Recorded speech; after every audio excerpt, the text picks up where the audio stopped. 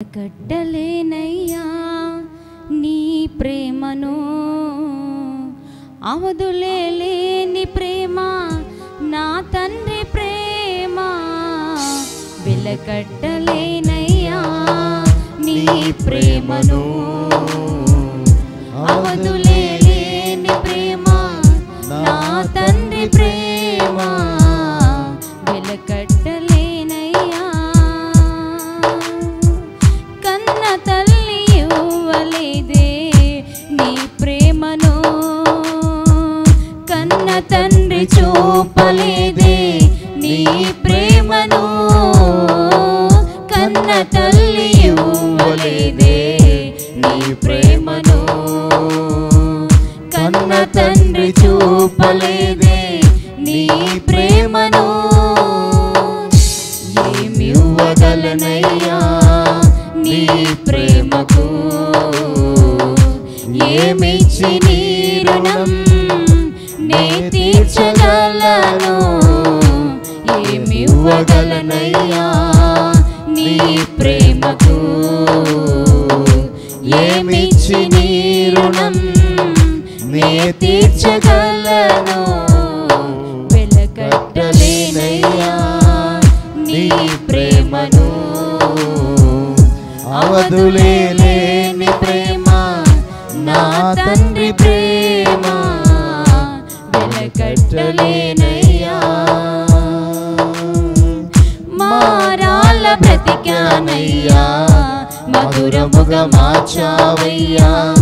వెలివేయబడ్డానయ్యా, విలువగా నిలిపావయ్యా. మారాల బ్రతికానయ్యా, మధురముగా మార్చావయ్యా. వెలివేయబడ్డానయ్యా, విలువగా నిలిపావయ్యా. ఏమివ్వగలనయ్యా నీ ప్రేమకు, ఏమిచ్చి నీ రుణం నే తీర్చగలను. ఏమివ్వగలనయ్యా నీ ప్రేమకు, ఏమిచ్చి నీ రుణం నే తీర్చగలను. వెలకట్టలేనయ్యా నీ ప్రేమకు, అవధులేని ప్రేమ నా తండ్రి ప్రేమ. వెలకట్టలేనయ్యా నీ ప్రేమకు, అవధులేని ప్రేమ నా తండ్రి ప్రేమ.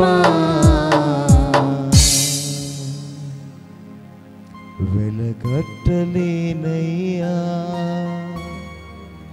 నీ ప్రేమను, అవధులేని ప్రేమ నా తండ్రి ప్రేమ. వెలకట్టలేనయ్యా. ఈ దినం దేవుని వాక్యంలోకి మనం వెళ్తాం. ఈరోజు అంశం మన ఎడల దేవుని జాగ్రత్త. మన ఎడల దేవునికి ఉన్న జాగ్రత్త.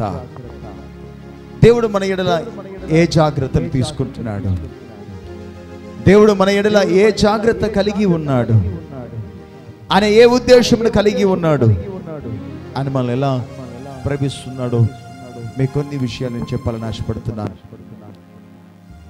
పిల్లలు లేని ఒక తల్లి గర్భవతిగా మారితే, దేవుడు తన గర్భాన్ని తెరిస్తే, తన డెలివరీ అయ్యేంతవరకు ఎంత జాగ్రత్తగా ఉంటుందో తెలుసా? తన తినే ఆహారం గురించి కావచ్చు, వేసుకున్న టాబ్లెట్ల విషయంలో కావచ్చు, లేదా తన ఆహార పద్ధతులే కావచ్చు, అన్నీ కూడా ఎంత జాగ్రత్తగా తీసుకుంటుందో. ఎప్పటి వరకు అండి? తన డెలివరీ అయ్యేంత వరకు చాలా జాగ్రత్తగా ఉంటుంది. ఆ బిడ్డ జననం ఈ భూమి మీదకి వచ్చేంత వరకు తల్లి ఎంత జాగ్రత్తగా నడుచుకుంటుంది అంటే, వేసే ప్రతి అడుగులో, కూర్చుండే ప్రతి విధానంలో, ఎక్కడికి వెళ్ళినా తను జాగ్రత్తగా ఉంటుంది. అది డెలివరీ అయిన తర్వాత పిల్లల మీద తనకిచ్చిన బహుమానం ఎవరైతే ఉన్నారో, బాబే కావచ్చు పాపే కావచ్చు, ఆ పిల్లల్ని ఎంత జాగ్రత్తగా చూసుకుంటుందో. ఈ లోకంలో ఉన్న ఒక తల్లి ఒక బిడ్డ కోసం అంత జాగ్రత్త తీసుకుంటే, నా దేవుడు నీ కోసం ఎన్ని జాగ్రత్తలు తీసుకోవాలి, నా దేవుడు నీ విషయంలో ఎన్ని జాగ్రత్తలు తీసుకోవాలి. ఒక విషయం నేను మీతో చెప్తున్నాను, తల్లి తన బిడ్డను ఏ రీతిగా అయితే ప్రేమిస్తుందో, తల్లి తన బిడ్డను ఏ రీతిగా ఆదరిస్తుందో, తల్లి తన బిడ్డను ఏ రీతిగా అయితే కాపాడుకుంటుందో, అంతకంటే రెట్టింపు నా తండ్రి నిన్ను కాపాడుకోవడానికి ఇష్టపడుతున్నాడు. ఆయన నీ ఎడల జాగ్రత్త కలిగి ఉన్నాడు. ఏ అపాయము రాకుండా, ఏ సమస్య రాకుండా ఆయన నిత్యం నిన్ను కాపాడుకోవడానికి ఆయన సిద్ధపడుతున్నాడు. దేవుడు మన ఎడల కొన్ని జాగ్రత్తలు తీసుకుంటున్నాడు. అందులో కొన్ని విషయాలు నేను మీతో చెప్పాలని ఆశపడుతున్నాను. పరిశుద్ధ గ్రంథం అంటే యెషయా గ్రంథము 66వ అధ్యాయము 13వ వచనాన్ని ఒకసారి మనం చదువుదాం. యెషయా గ్రంథం 66వ అధ్యాయం 13వ వచనాన్ని ఒకసారి మనం చదువుదాం. ఒకని తల్లి వానిని ఆదరించినట్టుగాను నేను మిమ్మును ఆదరించేదను అని దేవుని వాక్యం సెలవిస్తుంది. ఇక్కడ దేవుని వాక్యములో మనం చూడగలిగితే, పరిశుద్ధాత్మ దేవుడు ఈ రోజు మనందరితో మాట్లాడుతున్న ఒక మాట నేను మీ ముందు పెట్టాలని ఆశపడుతున్నాను. ఒక్కని తల్లి వారిని ఆదరించినట్టు నేను మిమ్మును ఆదరించేదను.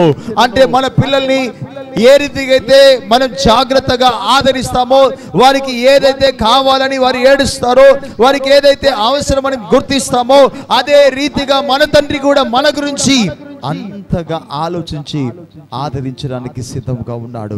ఈరోజు ఒక దేవుని సేవకుడుగా నీతో ఒక మాట నేను చెప్పాలనుకుంటున్నాను. ఆదరణ ఆదరణ ఎక్కడ దొరుకుతుందో చెప్పండి. ఆదరణ ఎవరిస్తారు?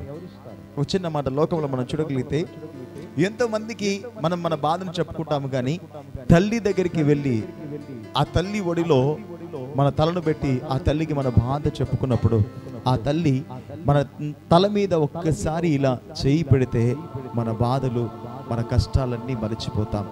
తల్లి చూపే ప్రేమలో, ఆ తల్లి చెప్పే మాటల్లో మనకు ఎంత ఆదరణ దొరుకుతుందో, మనకు ఎంత ప్రేమ దొరుకుతుందో. దేవుని వాక్యాన్ని ఒకసారి మనం గమనించుకోగలిగితే, ఈరోజు పరిశుద్ధాత్మ దేవుడు నిన్ను అలానే ఆదరించబోతున్నాడు. తల్లి ఒడిలోకి ఏ రీతిగా అయితే వెళ్ళి నీ బాధను చెప్పుకోగలుగుతున్నావో, అదే రీతిలో యేసు నీ ఒడిలోకి నువ్వు రా. యేసయ్య ఒడిలోకి వచ్చి ఆయన సన్నిధిలో నువ్వు ప్రార్థించగలిగితే, దేవుడు నిన్ను ఆదరించడానికి సిద్ధముగా ఉన్నాడు. దేవుడు నిన్ను బలపరచడానికి సిద్ధముగా ఉన్నాడు. తల్లి ఒడిలో, దేవుని సన్నిధిలో ఎప్పుడైతే నిన్ను ఆదరించడానికి దేవుడు సిద్ధముగా ఉన్నాడో, నీ సమస్యలు, నీ బాధలు, నువ్వు దుఃఖ దినములన్నీ కూడా తొలగిపోయి నువ్వు బలపడే సమయం ఆసనమవుతుంది. మొట్టమొదటిగా ఆయన చేస్తున్న జాగ్రత్త ఏంటంటే, తల్లిలాగా నిన్ను ఆదరిస్తాడు. తల్లిలాగా నిన్ను ఆదరిస్తాడు. రెండోదిగా చూడగలిగితే, తండ్రి వలె జాలి పడతాడు. నువ్వు కష్టంలో ఉన్నప్పుడు, బాధలో ఉన్నప్పుడు, దుఃఖంలో ఉన్నప్పుడు ఎవరు నీ దగ్గరికి వచ్చి సహాయం చేయడానికి రాకపోతే, ఎవరు కనీసం నిన్ను ఓదార్చడానికి రాకపోతే, తండ్రి వలె వచ్చి నీ మీద జాలిపడి నీ అవసరతలను దేవుడు తీరుస్తాడు. పరిశుద్ధ గ్రంథంలో నుండి మనం ఒక మాట చూద్దాం. కీర్తన 103 13వ వచనాన్ని మనం ఒకసారి చదువుదాం. తండ్రి తన కుమారుల ఎడల జాలిపడినట్లు యెహోవా తన యందు భయభక్తులు గలవారి ఎడల జాలిపడును. ఇక్కడ దేవుని వాక్యంలో మనం చూడగలిగితే, ఈరోజు దేవుడు చాలా స్పష్టంగా మనతో మాట్లాడుతున్న మాట, తండ్రి తన కుమారుని ఎడల జాలిపడినట్లు యెహోవా యందు భయభక్తులు గల వారి ఎడల జాలిపడును అట. తండ్రి ఏ రీతిగా అయితే తన కుమారులకు కావలసిన అవసరతలు తీరుస్తాడో, ఒక చిన్న ఎగ్జాంపుల్ మీతో చెప్తున్నాను. ఒక కుమారుడు తప్పిపోయాడు. తండ్రి ఆస్తి ఎంతో కూడా తీసుకొని వెళ్ళిపోయాడు. వెళ్ళిపోయి జలసాలు చేశాడు, ఎంజాయ్ చేశాడు, తిన్నాడు, తాగాడు, దొరికాడు, సమస్తమును కోల్పోయాడు. చివరికి పనివాడిగా మారి పంది పొట్టు తినడానికి కూడా ఇష్టపడ్డాడు.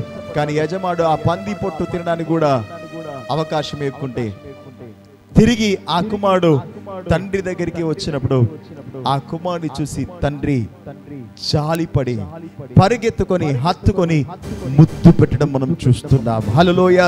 మన పిల్లలు ఎన్నోసార్లు తప్పు చేస్తారు, తెలిసి తెలియక పనులు ఎన్నో చేస్తారు, కానీ కోపమైనా కానీ తండ్రి ఏం చేస్తాడు సార్? జాలి పడతాడు, హక్కున చేర్చుకుంటాడు. మనం కూడా మన దేవునికి ఎన్నో వ్యతిరేకమైన కార్యాలు చేస్తున్నాం. దేవుని మాటకు లోపడకుండా, ఆయనకు విధేయత చూపించకుండా ఏ పని అయితే వద్దంటామో అదే పని మనం చేయడానికి ఇష్టపడుతున్నప్పుడు కూడా కొన్నిసార్లు మన తండ్రికి కూడా కోపం వస్తుంది.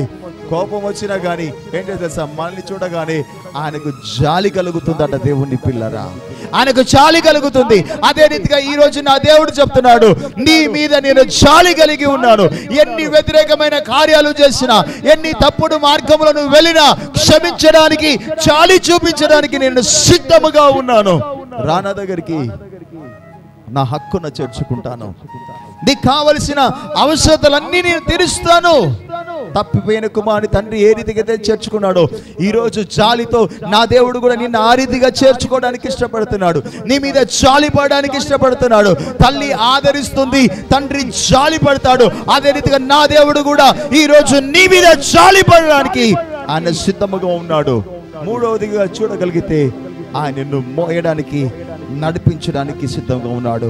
ఎలా నడిపించబోతున్నాడంటే పక్షిరాజు వలె నిన్ను మోయడానికి సిద్ధముగా ఉన్నాడు. నువ్వు భారంతో ఉన్నావా? లేదా సమస్యతో ఉన్నావా? అనేక సమస్యలతో నలిగిపోతున్నావా? అనేక రకాలుగా నన్ను నీవు బలహీనపరుచుకుంటున్నావా? నిన్ను మోయడానికి, నిన్ను నడిపించడానికి నా దేవుడు నీ దగ్గరికి వస్తున్నాడు. నా దేవుడు నీ దగ్గరికి వస్తున్నాడు. చూడండి, పరిశుద్ధ గ్రంథం ద్వితీయోపదేశకాండము 32వ అధ్యాయం 11వ వచనాన్ని మనం ఒకసారి చదువుదాం. ద్వితీయోపదేశకాండం 32:11వ వచనంలో ఒక మాట ఉంది. పక్షిరాజు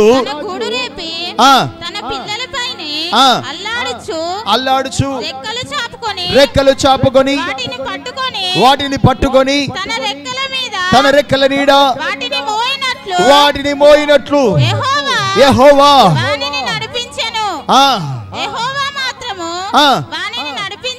వారిని నడిపించెను.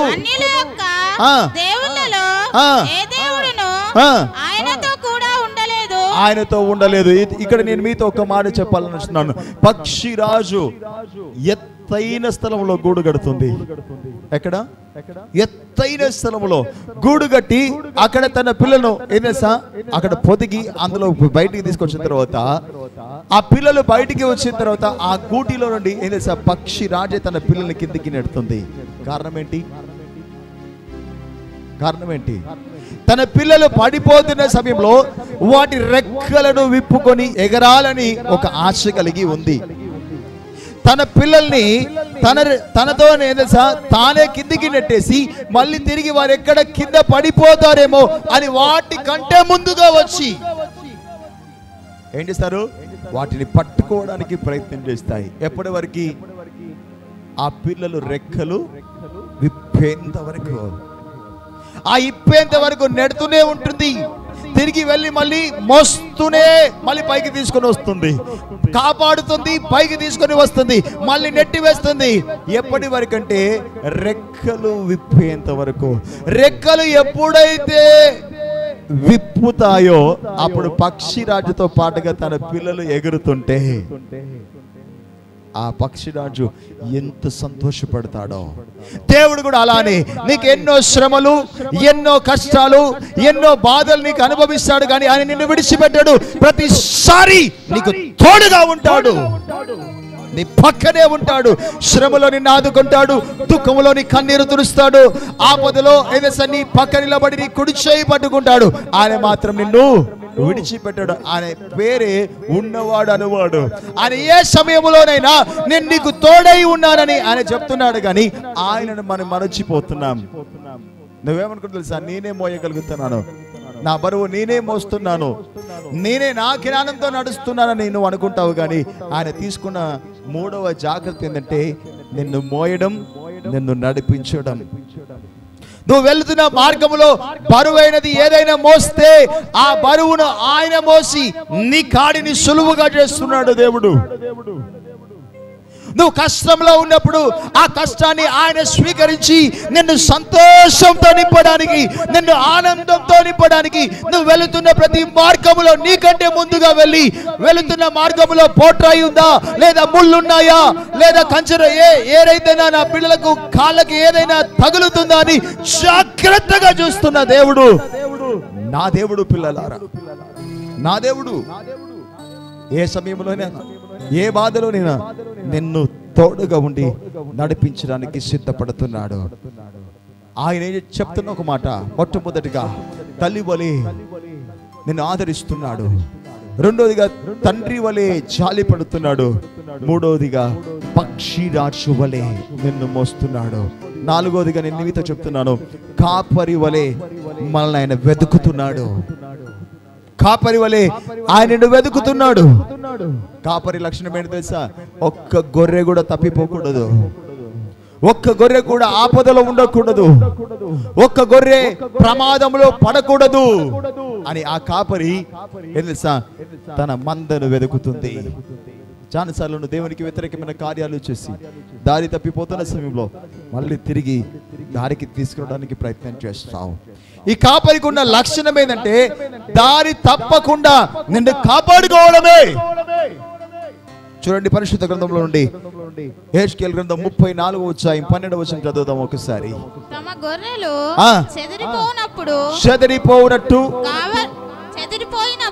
చెదిరిపోయినప్పుడు కాపర్లు వాటి వెతికినట్లు నేను నా గొర్రెలను వెతికి చీకటి గల మబ్బు దినమందు ఎక్కడెక్కడికి అవి చెదిరిపోయెనో అక్కడి నుండి నేను వాటిని తప్పించి ఆయా జనుల నుండి వాటిని తోడుకొని వచ్చి ఆయా దేశంలో నుండి వాటిని సమకూర్చి వాటి స్వదేశంలోనికి వాటిని తెచ్చి పర్వతముల మీదను వాగుల యొద్దను దేశమందున్న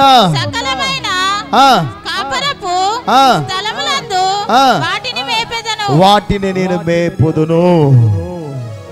ఇప్పుడు కాపరికున్న లక్షణం ఏంటి చెప్పండి? తప్పిపోకుండా కాపాడాలి. పర్వతాల మధ్యను, వాగుల మధ్యను, ఆయా స్థలంలో నీకు కావలసిన నీటిని, ఆహారాన్ని సమకూర్చి ఏం తెలుసా, నేను మేపాలి. నా భాషలో చెప్పాలని నీకు అర్థం కావడం చెప్తున్నాను. నీకేదైతే కొదవ ఉందో అది నీకు ఇచ్చి నా దేవుడు నిన్ను ఆశీర్వదించబోతున్నాడు. నువ్వు చెదిరిపోతున్నావు, తప్పిపోతున్నావు, దారి తప్పి తిరుగుతున్నావు, అయినా కూడా నా దేవుడు తెలుసా నీ దగ్గరికి వచ్చి నిన్నేం తెలుసా స్వదేశంలోకి తీసుకొస్తున్నాడు, నీ ఇంట్లోకి తీసుకొస్తున్నాడు. తప్పిపోయే మార్గంలో తిరిగి ఏం తెలుసా నీ సొంత గూటిలోకి తీసుకొచ్చి నిన్ను ఆశీర్వదించాలని ఇష్టపడుతున్నాడు ఆయన. కానీ ఒక విషయం నేను మీతో చెప్తున్నాను, ఆహారం లేదనో, లేదా ఉన్నతమైన స్థితి లేదనో, దిగజారిపోయే స్థితిలో నీ ఉండకు. ఏమి లేకపోయినా సరే నిన్ను పోషించడానికి నా దేవుడు నీ పక్కన ఉన్నాడన్న విషయాన్ని మర్చిపోకు. ఈరోజు ఒక దేవుని సేవకుడిగా నేను మీతో చెప్తున్నాను, మన కాపరికి ఉన్న లక్షణం, మన కాపరికి ఉన్న ప్రత్యేకత తెలుసా? ఆహారం లేని వారికి ఆహారం ఇవ్వడం. ఏలియాను కాకలంతో దేవుడు పోషించాడు. ఎందుకు తెలుసా? ఆయన చెప్పిన మాట ఆయన విన్నాడు కనుక. ఆయన కావలసింది ఆహారం అని ఎరిగి ఆహారాన్ని పంపించాడు. ఇశ్రాయేలు ప్రజల్ని 40 సంవత్సరాలు వారికి ఏది కావాలంటే అది, మన్నా, రొట్టెలు, పూరెళ్ళు, ఏం తెలుసా, వారు ఏది అడిగితే అది ఏం తెలుసా దేవుడు వాళ్ళకిచ్చి విడుదల ప్రకటించడానికి, విముక్తి కలిగించడానికి దేవుడు సమకూర్చాడు. నా దేవుడు నీకు ఇవ్వలేడా? అయ్యో తిండి లేదని బాధపడుతున్నావా? ఆకలితో చచ్చిపోతున్నావా? అలమటిస్తున్నావా? నిన్ను మేపడానికి నా యేసు వస్తున్నాడు, నీకు సహాయం చేయడానికి వస్తున్నాడు. ఈ వాక్యం బోధిస్తున్నప్పుడు నీవు ఈ వాక్యం వింటున్నావు ఒక సహోదరి, దీంట్లో ఈరోజు బియ్యం కూడా లేవు, అయ్యా నేను ఎలా బ్రతకాలి అని చెప్పేసి నువ్వు అనుకుంటున్నావా? ఈరోజు నా దేవుడు నిన్ను సమృద్ధిగా మార్చబోతున్నాడు. ఒక కుటుంబం ఈ వాక్యం వింటున్నప్పుడు మీ మనసులో ఒక ఆలోచన కలిగి ఉన్నారు, అయ్యా మేము ఆర్థిక పరిస్థితిలో ఉన్నాం, మేము నలిగిపోతున్నాం, మమ్మల్ని ఎవరు ఆదరిస్తారు, ఎవరు మమ్మల్ని బలపరుస్తారు నువ్వు అనుకుంటున్నావా? నా యేసు నీ చెయ్యి పట్టుకోబోతున్నాడు, నీ కుడి హస్తాన్ని ఆయన పట్టుకోబోతున్నాడు. ఇక నీ కుటుంబంలో ఏది కొదవ లేదు. యెహోవా వలన నీవు నీ కుటుంబం ఆశీర్వదించబడబోతుంది, నీవు నీ కుటుంబం దీవించబడబోతుంది. ఈ రోజు నా తండ్రి నిన్ను ఆశీర్వదించడానికి ఒక కాపరి వలె చెదిరిపోయిన నీ జీవితాన్ని సరిచేసి నీ జీవితంలో అద్భుతములు చేయడానికి నీ ఇంటికి వస్తున్నాడు. అందుకే ఆయన కాపరి. పడిపోయిన నీ జీవితాన్ని నిలబెట్టబోతున్నాడు. ఐదవదిగా చూడగలిగితే, కోడి తన పిల్లల్ని తన రెక్కల కింద కప్పుకున్నట్టుగా నిన్ను నా తండ్రి కప్పుకోబోతున్నాడు. నా తండ్రి నిన్ను కప్పుకోబోతున్నాడు. నీ జీవితంలో ఆయన అద్భుతం చేయబోతున్నాడు. పరిశుద్ధ గ్రంథంలోని మత్తయి సువార్త 23వ అధ్యాయం 37వ వచనాన్ని ఒకసారి మనం చదువుదాం. అక్కడ యెరూషలేమా ప్రవక్తలను చంపుచు నీ యొద్దకు పంపబడిన వారిని రాళ్లతో కొట్టుచును ఉండుదానా, కోడి తన పిల్లల్ని రెక్కల కింద ఎలాగు చేర్చుకొనునో అలాగునే నేనును మీ పిల్లలను చేర్చుకున్నాను. ఇక్కడ చాలా క్లియర్ గా చెప్పబడుతున్నమాట. చెప్పిన ఎన్నోసార్లు ఆయన చెప్తుంటే మనం వినట్లేదు. ఎన్నోసార్లు ఆయన మనం తీర్చుకోవాలనుకుంటున్నాడు. ఇప్పుడు మళ్ళీ ఒక అవకాశం ఇస్తున్నాడు, మరొక అవకాశాన్ని ఇస్తున్నాడు. కోడి తన రెక్కల కింద తన పిల్లల్ని ఏ రీతిగా కప్పుకోబోతుందో నిన్ను నా దేవుడు అలా కప్పుకోబోతున్నాడు. ఆయన రెక్కల కిందకి వస్తావా? ఆయన చేతి నీడలోకి వస్తావా? ఆయనను కప్పుకోబోతున్నాడు. ఎంతటి సమస్యలైనా కానీ, ఎంతటి బాధలైనా కానీ, ఎంతటి దుఃఖమైనా కానీ, నువ్వు భరించలేని బాధలు నిన్ను వెంటాడుతున్నా నా యేసు నీతో చెప్తున్నాడు, ఒక తల్లి వలె నిన్ను ఆదరించబోతున్నాను, ఒక తల్లి వలె నిన్ను ఆదరించబోతున్నాను, ఒక తండ్రి వలె నీ మీద జాలి చూపించబోతున్నాను, పక్షి రాజు వలె నిన్ను మోయబోతున్నాను, కాపరి వలె చెదిరిపోయిన నీ జీవితాన్ని నేను సరి చేయబోతున్నాను. కోడి గద తన రెక్కల కింద కప్పుకున్నట్టుగా నేను నిన్ను కప్పుకోబోతున్నాను. రానా దగ్గరికి, నా సన్నిధికి నీవు వస్తే నేను నిన్ను ఆశీర్వదించి ఆస్తికి కర్తలుగా నేను చేస్తాను. లేబిలో నుండి ఒక ఉన్నతమైన స్థితిలోకి నేను తీసుకొస్తున్నాను. నీ దుఃఖమును నాట్యముగా, సంతోషముగా నేను మార్చివేస్తాను. నీ కన్నీటిని సంతోషముగా నేను మార్చివేస్తాను. బాధలో ఉన్నావా? దుఃఖములో ఉన్నావా? ఎవరు ఆదరిస్తలేరు, ఎవరు నన్ను చూడట్లేదు అనుకుంటున్నావా? ఈరోజు నా యేసు నీ ఇంటికి రాబోతున్నాడు. నా యేసు నిన్ను బలపరచబోతున్నాడు. నా యేసు నీ జీవితంలో ఆశ్చర్యమైన కార్యం చేయబోతున్నాడు. ఏ బాధలో ఉన్నా సరే, నువ్వే సమస్యలో ఉన్నా సరే, నాతో కలిసి ఒక్కసారి యేసయ్యా నా జీవితంలో ఒక అద్భుతం చేయాలి నువ్వు అడగలిగితే, ఇప్పుడే నీ జీవితంలో ఒక అద్భుతం దేవుడు చేయబోతున్నాడు. ఇప్పుడే నీ జీవితంలో యేసు ఆశ్చర్యమైన కార్యం చేయబోతున్నాడు. చీకటిలో ఉన్న నీ బ్రతుకు దేవుడు వెలుగే రాబోతున్నాడు. నీ మీద జాలి పడబోతున్నాడు. దేవుడు నీ స్థితిగతులను మార్చబోతున్నాడు. ప్రాణం పెట్టినాడు, ప్రాణం పోసినాడు, ప్రాణ స్నేహితుడై యేసు ఉన్నాడు. ప్రాణమా, నా ప్రాణమా, నీవేలా కృంగియున్నావు. ప్రాణమా, నా ప్రాణమా, నాలో నీవేలా తొందరపడుచున్నావు. ప్రాణమా, నా ప్రాణమా, నీవేలా కృంగియున్నావు. యేసయ్యా, ప్రాణమా, నా ప్రాణమా, నాలో పడుచున్నావు. ప్రాణం పెట్టినాడు, ప్రాణం పోసినాడు, ప్రాణ స్నేహితుడై యేసు ఉన్నాడు. ప్రాణం పెట్టినాడు, ప్రాణం పోసినాడు. యేసయ్యా, ప్రాణమా, నా ప్రాణమా,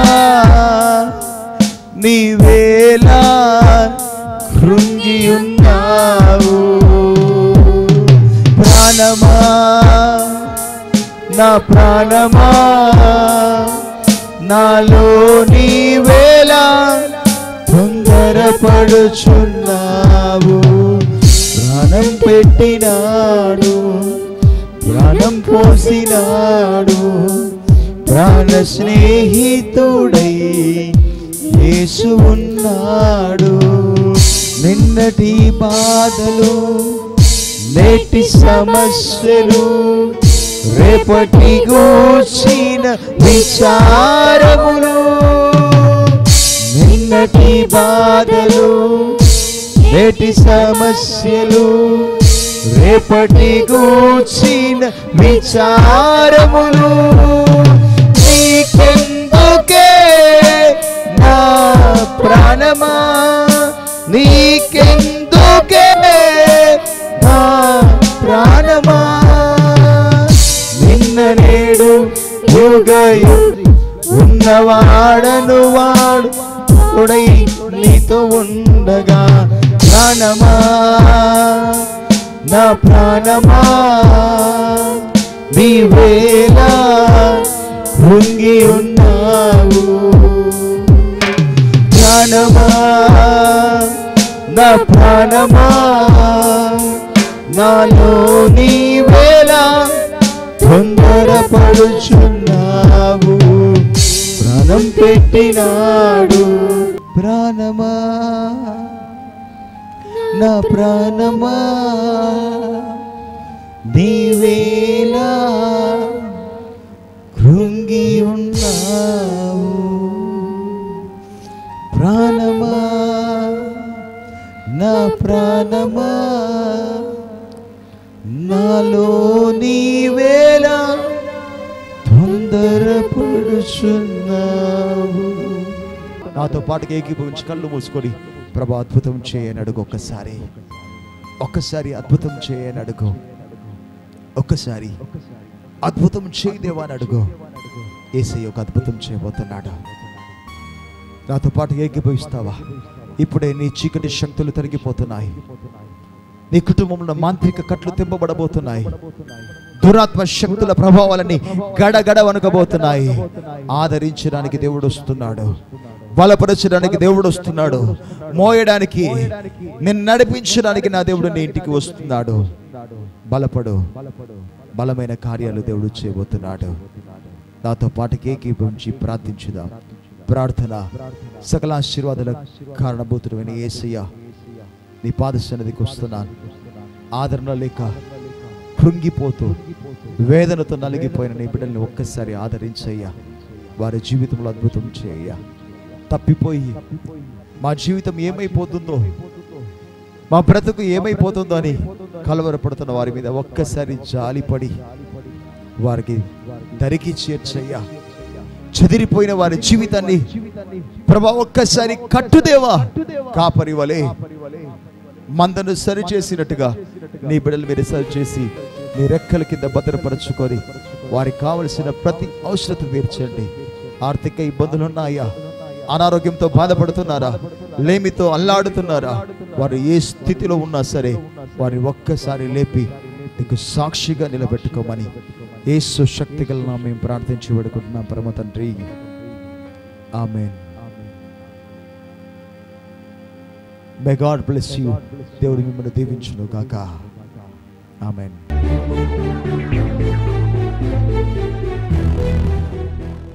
ఆత్మీయ జీవితంలో బలపడాలనుకుంటున్నారా?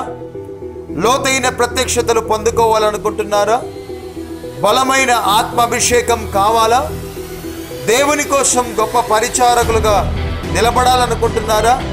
అయితే రండి, శక్తితో నింపబడండి. ప్రేమతో ఆహ్వానిస్తున్నవారు పాస్టర్ నాగశెట్టి డానియల్ గారు, agape Agnijwala ministries, Jammikunta road, Madhu talkies ఎదురుగా, హుజరాబాద్. మీ ప్రార్థన అవసరతల కొరకై సంప్రదించవలసిన మా ఫోన్ నెంబర్ 93-922-47600, మరి ఒక నెంబర్ 85-200-77430.